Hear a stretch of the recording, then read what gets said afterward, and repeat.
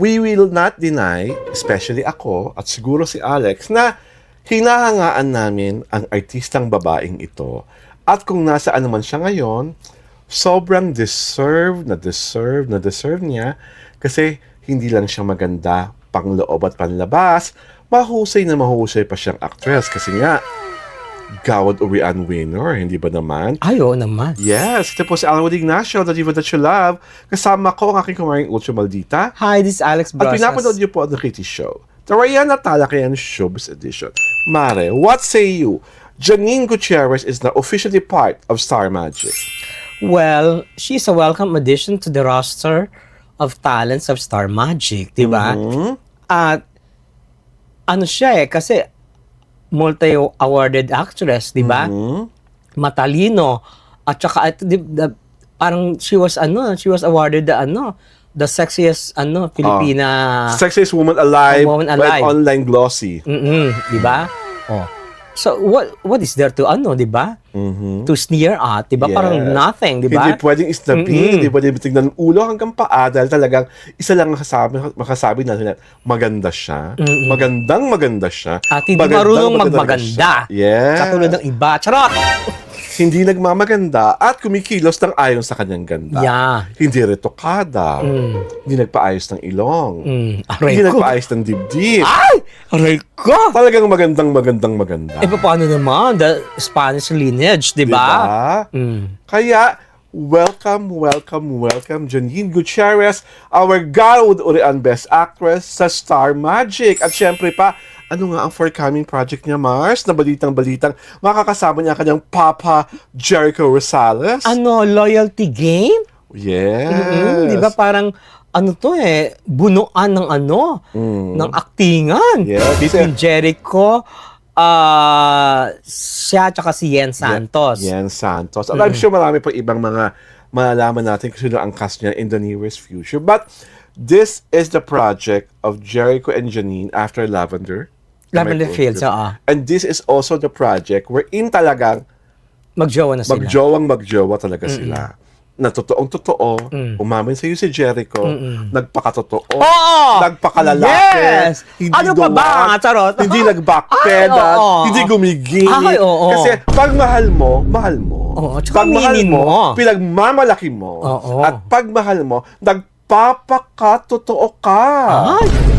Diba? Oo naman. So, I am so looking forward to the loyalty game. I'm so looking forward to see how much leaps and bounds ang galingan na naman ni Gutierrez at ni Rosales. At syempre pa, with Jeng in the picture. Yen in the picture, kaabang-abang. Oo. Diba? Bakit nga ba mahal na mga taong Econin? Because they are genuinely, in love with each other. Pangalawa, marunong silang umamin kung ano ang meron sa kanila. They were not... Wala kailangan mga dramang what you see is what you get. Oo, walang ganun. Wala kailangan mga drama na bakit ba pinipilit mong umamin? Private yun. Privacy nila na yun. Oo, kasi nung tinanong ko, talagang point blank, in-answer ni Jericho na, we're dating.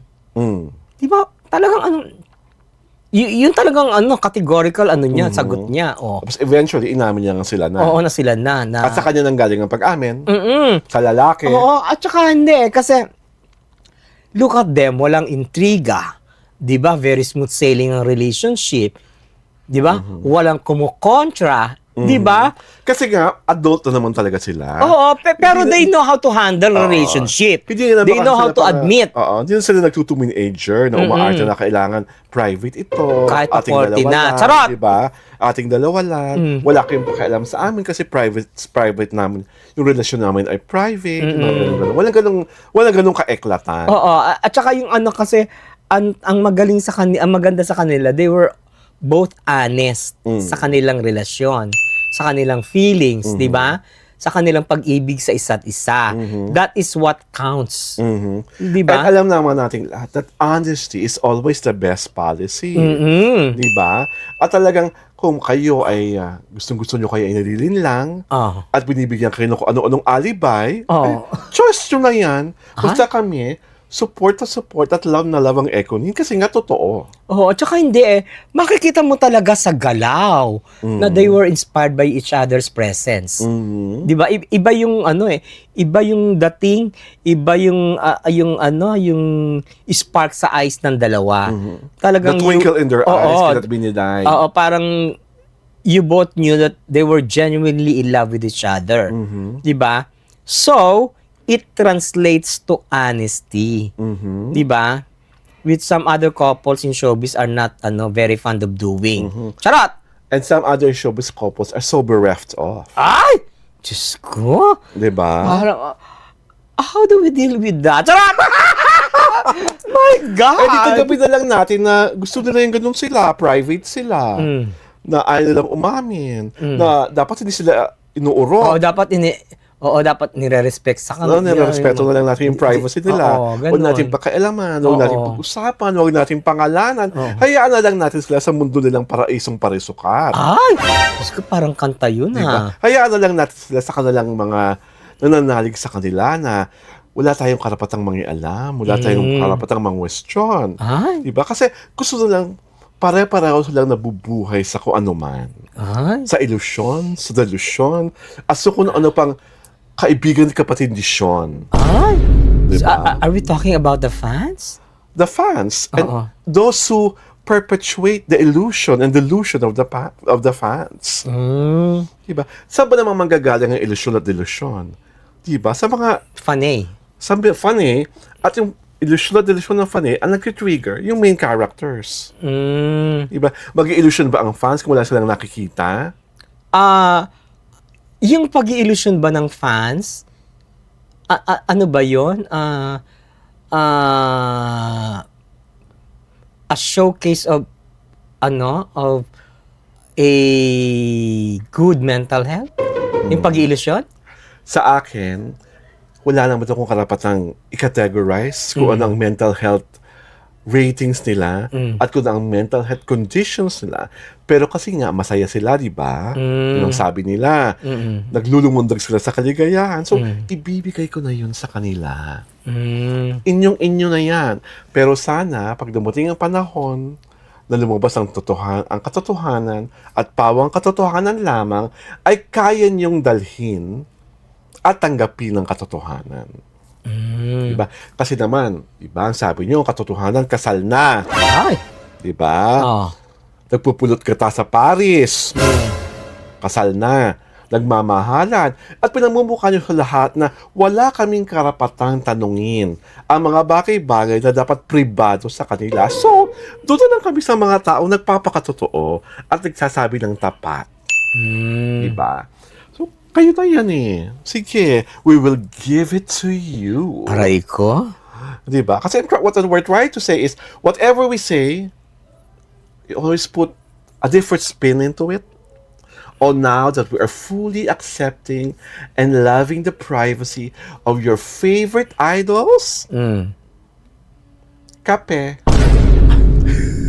Ma-order ka ng kape to. Anong nilook forward mo sa the loyalty game? I hope it translates to top rating show. Kasi top rated ang Lavender. yung Lavender Fields, di ba? I hope it brings them closer to each other, which I think will happen. Kasi, di ba, everyday taping, almost everyday taping. And I hope the relationship flourish into something na forever. Na talagang mapasigaw na lang tayo na mabuhay ang bagong kasal. Diba? Diba? Oo. Parang, hindi ko alam kung narinis na ba ni Jericho yung kanyang That is something that we legally do not know yet. Diba? That's something. Yung legality Yeah, aspect of his marriage to a former wife niya. Well, diba? everything has the right season. Everything has the perfect timing. Yeah. So darating at darating naman yung pagkakataon na yun. Basta ngayon, we look forward to the fact that 3 Gawad Urian winners are going to be in one explosive loyalty game. Yen Santos, Jericho Rosales, and Janine Gutierrez. So pag meron ka mga Gawad Urian winners, Ay, ano pa ba ang dapat natin sabihin? Kundi bakit? Slow clap. Meron bang hindi Gawad Urian winner? meron naman. meron. Diba? Basta ako sigurado ko, yung isang lalaki rin, Gawad Urian winner. Yung girl lang hindi. Oo. Parang wala pa siyang ano no? Will she Meron ever ba siya- win? Oo, meron ba siyang best actress? That I don't know. Paki-research na lang po kung meron. Tapos paki-explain sa amin kung saan, kailan, at papaano. Pero one thing is sure, wala siyang Gawad Urian. Sure na sure. Oo. Diba? Ito po si Alan Ignacio, The Diva That You Love. Kasama ko ang aking kumaring Ultra Maldita. Hi, this is Alex Brosas. At inyo pong pinapanood ang second episode ng The Kitty Show para sa aming Season 23.